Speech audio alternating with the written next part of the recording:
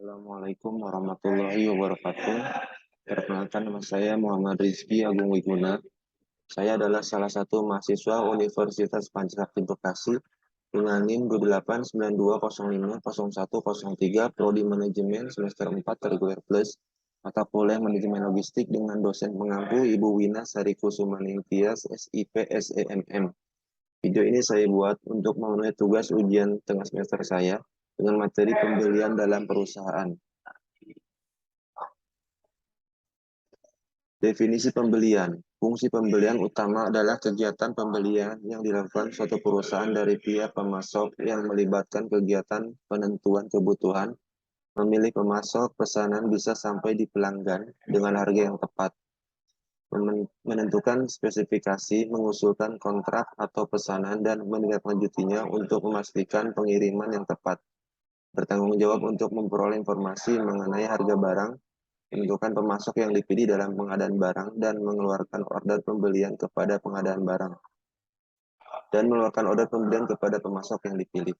Pembelian atau purchasing adalah kegiatan penting dalam berbagai bentuk organisasi manufaktur, non-manufaktur yang berorientasi laba, nirlaba, maupun sektor pemerintahan. Bagian pembelian bertanggung jawab untuk memperoleh barang dan jasa dalam jumlah yang diperlukan di saat yang tepat dengan mutu sesuai persyaratan dan total ongkos minimum. Pembelian barang atau material dan merupakan pos terbesar dalam industri. Rasio antar ongkos pembelian barang dan jasa terhadap total harga pokok penjualan menunjukkan bahwa fungsi pembelian memiliki rasio yang paling signifikan. Dapat disimpulkan bahwa sistem akuntansi pembelian adalah suatu sistem yang digunakan dalam perusahaan untuk mengadakan barang yang diperlukan oleh perusahaan, baik yang akan digunakan sendiri oleh perusahaan atau yang dijual kembali. Adapun fungsi yang pembelian dalam definisi tersebut menjelaskan secara spesifik bahwa tugas pembelian yaitu: 1. Menentukan spesifikasi dalam bentuk mutu dan jumlah yang diperlukan tentang barang dan jasa yang perlu untuk dibeli. 2. Menyeleksi pemasok yang cocok dan mengembangkan prosedur untuk memilih pemasok yang terbaik. 3. Menyiapkan dan melakukan negosiasi dengan pemasok untuk menetapkan sebuah kesepakatan dan diangkat menjadi sebuah kontrak. 4. Menempatkan pesanan untuk pemasok terpilih dan atau mengembangkan PO dan sistem penanganan yang efisien. 5. Memantau dan mengendalikan pesanan untuk menjamin pasokan. 6. Menindaklanjuti dan mengevaluasi atau menyiapkan klaim, memelihara file, produk, dan pemasok agar selesai terbarukan, membuat rating dan ranking pemasok. Kegiatan pembelian merupakan hal yang sangat penting dalam organisasi perusahaan karena suku cadang, komponen, dan perlengkapan yang dibeli mewakili 40-60% dari nilai penjualan produk akhir. Pengurangan biaya sekecil apapun dalam akuisisi bahan akan terdampak pada keuntungan pada organisasi. Hal ini dikenal sebagai leverage risk. Laporan keuangan laba rugi sangat membantu dalam kegiatan pembelian. Karena dalam laporan tersebut terdapat harga pokok penjualan atau cost of goods sold yang di dalamnya terdapat unsur pembelian untuk bahan baku, direct material, bahan tidak langsung, indirect material, dan barang-barang untuk keperluan pemeliharaan dan perawatan atau MRO. Selisih antara harga penjual dengan harga pokok disebut laba kotor atau gross profit. Untuk menaikkan laba 2 kali lipat dapat dilakukan dengan beberapa hal atau beberapa cara. Antara lain, menaikkan penjualan, menaikkan harga, menurunkan upah dan gaji, menurunkan biaya overhead, dan menurunkan biaya pembelian. Walaupun fakta di lapangan kondisi ini sulit dipraktikkan dan perlu usaha keras untuk mewujudkannya.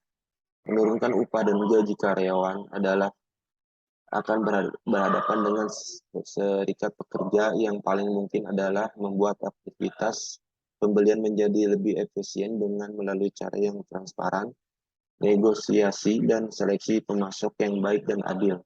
Bagian pembelian harus mempunyai kemampuan berkomunikasi karena bagian purchasing bertindak sebagai perwakilan perusahaan untuk berhubungan dengan pemasok, di mana pemasok sebagai pihak luar harus dapat mematuhi norma dan aturan yang berlaku di pihak internal perusahaan. Bagian processing-lah yang bertanggung jawab untuk merealisasikannya. Selain mempunyai kemampuan berkomunikasi, keahlian yang harus dimiliki oleh bagian processing adalah strategi perencanaan, negosiasi, manajemen dan pengembangan pemasok, mencari sumber pemasok, implementasi manajemen perubahan, pembiayaan, fleksibilitas, kepemimpinan, manajemen proyek, dan lain-lain. Pertanyaan standar namun penting harus dijawab oleh pelaku logistik dalam perusahaan atau melakukan aktivitas pembelian, yaitu berapa jumlah yang harus dibeli, kapan pembelian itu harus dilakukan, di mana tempat pembelian barang, bagaimana karakteristik barang yang dibeli, seperti berat, bentuk, dan ukurannya. Selanjutnya ada jumlah dan timing pemesanan. Menurut Ronald H. Ballow pada tahun 1998 menyatakan bahwa kuantitas dan waktu pembelian terhadap produk yang diperlukan berpengaruh terhadap harga yang harus dibayar, biaya bertransportasi, dan biaya simpan persediaan. Beberapa strategi pembelian yang biasa dilakukan adalah A. Strategi just in time. Pembelian dilakukan hanya untuk memenuhi kebutuhan pada saat itu atau sering disebut end-to-watch buying. Strategi ini bisa menekan ongkos simpan. Just in time buying akan untung jika harga bahan yang dibeli menurun dan menghindari pembelian dalam jumlah yang besar saat ini. B. Forward buying. Pembelian dilakukan karena mengharapkan adanya kenaikan harga material di masa yang akan datang. C. Spekulatif buying. Membeli melebihi kebutuhan yang ditentukan namun berspekulasi untuk mendapatkan harga yang tinggi di masa yang akan datang. D. Strategi campuran. Bila suatu komoditas memiliki pola harga musiman yang dapat diprediksi, menggunakan strategi campuran seperti just-in-time buying dengan forward buying sehingga dapat menghasilkan harga rata-rata lebih rendah dibandingkan jika menggunakan strategi just-in-time sendiri. Tujuan utama dari pembelian adalah bagaimana cara untuk memperoleh barang dan jasa dengan ongkos total minimum. Selain itu juga bagian pembelian harus bisa memperoleh dengan aliran barang dan jasa yang tidak terputus. Konsisten, barang dan jasa diperoleh bermutu baik. Menurut Portner, 1985, kegiatan rantai nilai bisa dipisahkan menjadi kegiatan utama dan kegiatan pendukung. Kegiatan utama adalah menyangkut transformasi fisikal dan penanganan produk akhir untuk dikirim ke pelanggan. Sedangkan kegiatan produk adalah kegiatan-kegiatan yang mendukung kegiatan utama yang mengarahkan terhadap satu atau lebih dari kegiatan utama sehingga gabungan antara kegiatan utama dan kegiatan pendukung akan menghasilkan nilai menjadi tujuan yang harus dicapai perusahaan. Portman menguraikan tentang kegiatan utama rantai nilai pada sebuah perusahaan terdiri dari poin A, inbound logistik atau logistik masuk, berhubungan dengan penerimaan, penyimpanan, dan kegiatan persiapan input untuk menjadi produk seperti penanganan bahan, pengudangan, pengendalian persediaan. B. Operasional aktivitas yang meliputi transformasi input menjadi produk akhir seperti permesinan, pengemasan, perakitan, pengecatan, dan lain-lain. C. Outbound logistik atau logistik keluar, kegiatan yang meliput pengumpulan penyimpanan barang jadi dan distribusi fisik produk untuk para pembeli seperti pergudangan barang jadi, penanganan barang, dan lain-lain. D. Marketing and sales, pemasaran dan perjualan. Proses yang termasuk di dalamnya yang berkaitan dengan iklan, promosi, penjualan, manajemen harga, dan relasi pelanggan.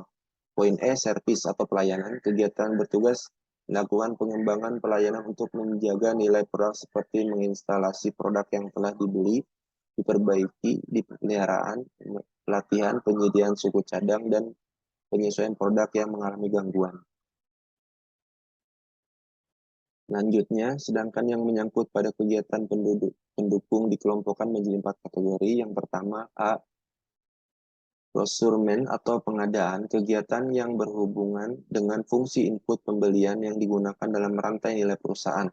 Terdiri dari pembelian bahan baku, barang-barang pendukung, dan barang habis pakai.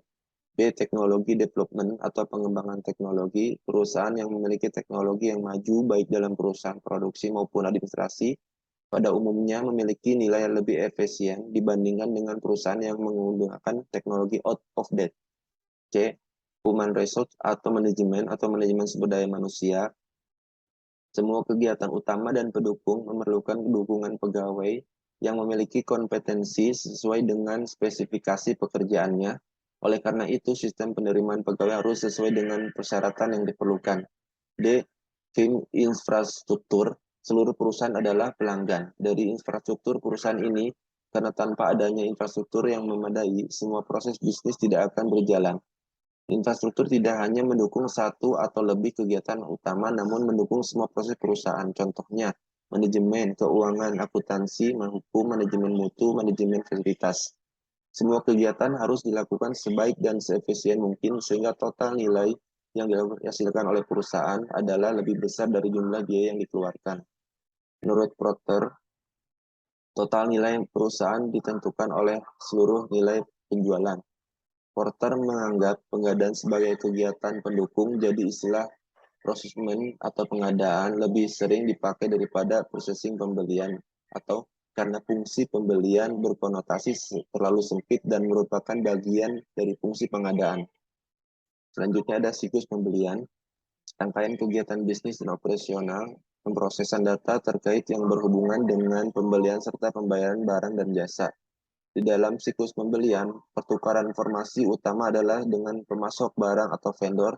Siklus processing dimulai dari A. Penetapan kebutuhan, bagian processing, penetapan kebesarannya, penetapan besarnya kebutuhan yang akan dibeli di pemasok. Informasi ini didapatkan dari koordinasi dengan antara bagian produksi, persediaan, gudang, dan keuangan. B. Menilai pemasok, bagian processing berpentingan terhadap kinerja pemasok, maka penilaian terhadap pemasok merupakan hal yang penting agar bahan yang dibeli sesuai dengan kriteria mutu, jumlah, harga, delivery, dan penilaian lainnya. C. Memilih pemasok. Setelah dilakukan penilaian terhadap pemasok potensial, maka dari daftar yang akan dipilih pemasok dengan kinerja dan prestasi terbaik dengan cara antara lain penunjukan langsung, tender terbatas, tender terbuka. Kemudian poin D, melakukan pemesanan. Apabila proses pemilihan pemasok selesai, terjadi kesepakatan antara produser dan pemasok mengenai harga, jumlah, mutu, dan pelayanan, maka ditindaklanjuti dengan mendatangi kontrak. Kemudian poin E, memonitor pesanan. Setelah dilakukan kontrak antara kedua belah pihak, selanjutnya F. Barang pesanan datang, dilakukan pengecekan mutu, jumlah harus sesuai dengan kontrak, dan pengocokan antara dokumen dengan dokumen. G. Manajemen stok. Barang yang sesudah diterima mengalami proses penyimpanan namun harus dilakukan dengan cara yang baik sehingga barang tetap terjaga mutunya dan jumlahnya. H. Audit. Proses audit wajib dilakukan untuk semua proses bisnis dalam perusahaan. Evaluasi dan pemilihan pemasok. Ada 5 proses pembelian untuk membina pemitraan dengan pemasok yang dimulai dari menentukan kebutuhan pembelian hingga tahap evaluasi dan tindak lanjut. Di sini ada 5 fase. Fase 1, menetapkan permintaan, atau fase ini menegaskan tentang barang apa yang diperlukan dan berapa jumlah kebutuhannya. Informasi tersebut didapat dari fungsi lain, yaitu fungsi operasi, persediaan, gudang, dan keuangan. Pembelian dilakukan dengan keterbukaan dan prinsip good corporate governance. Fase kedua, identifikasi pemasok potensial didapatkan berdasarkan informasi dan besarnya kebutuhan, lalu setelah itu mengumumkan secara pembelian atau mengundang pemasok potensial yang pantas untuk menjadi rekanan. Selanjutnya fase 3, saring dan pilih. Setiap pemasok potensial menyerahkan penawaran yang menyertakan profil, usulan harga, spek, durasi, lalu list yang panjang itu dibuat menjadi daftar pendek. Selanjutnya memilih pemasok yang terbaik. Fase 4, menetapkan kemitraan. Pemasok yang dinyatakan sebagai pemenang sekaligus mitra perusahaan. Pihak pembelian harus senantiasa melakukan pendampingan, pengendalian, dan memonitor aktivitas yang dilakukan pemasok agar sesuai dengan kriteria pelayanan yang diberikan.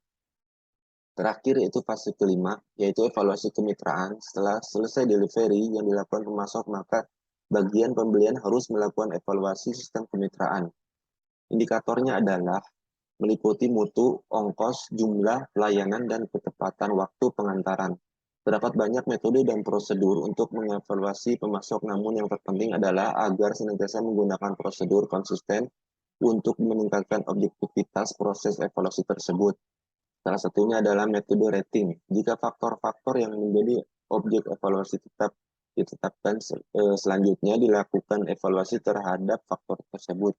Besarnya nilai hasil evaluasi disebut nilai bobot komposit yang dengan mengalihkan antara rating setiap faktor dengan tingkat kepentingan. Saya rasa cukup sekian dan terima kasih. Jika ada kekurangan saya mohon maaf. Wassalamualaikum warahmatullahi wabarakatuh.